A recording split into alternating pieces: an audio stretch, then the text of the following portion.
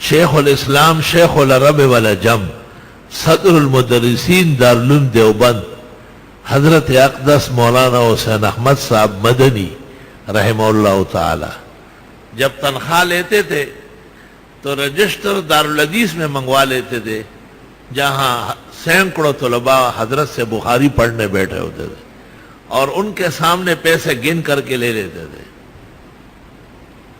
اور پھر رجسٹر پر دستخط کرتے تھے۔ فرماتے تھے کہیں مجھ سے پڑھنے والے یہاں سے جا کر جہالت کے ہوتے ہوئے تنخواہ کو ناجائز نہ کہے، انہیں شرم آنا چاہیے کہ ہمارے استاد دارالحدیث میں تنخواہ لیتے تھے۔ یہ نظام کو درست کرنے کا اصول ہے۔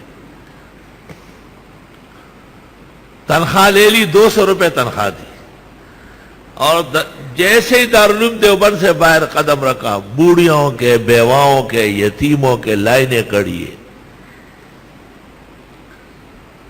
جب گھر تک پہنچتے تھے، قاضی اصغر علی جو خاص خادم ہیں، ان کا بیان ہے کہ میں نے کئی مرتبہ سنا کہ ان سے کہتے تھے اب تو ختم ہو گئے، اگلے مہینے میں انشاءاللہ تعالی آپ کا حصہ پہلے کر دوں۔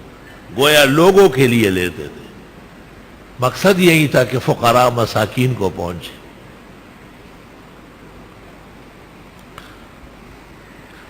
وہ ایک دفعہ گھر تشریف لے گئے اور دروازے سے کہا اسعد کی ماں، وہ جو اس دن میں نے 2 روپے دیے تھے وہ تو واپس دے دو۔ وہ یہی 2 روپے گھر میں، اور کچھ بھی نہیں۔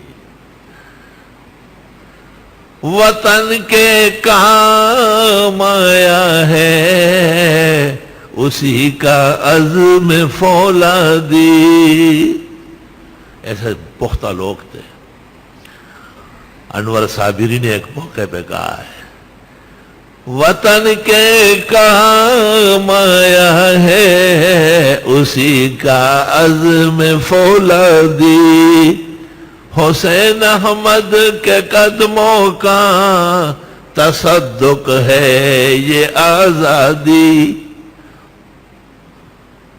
لا الہ الا اللہ۔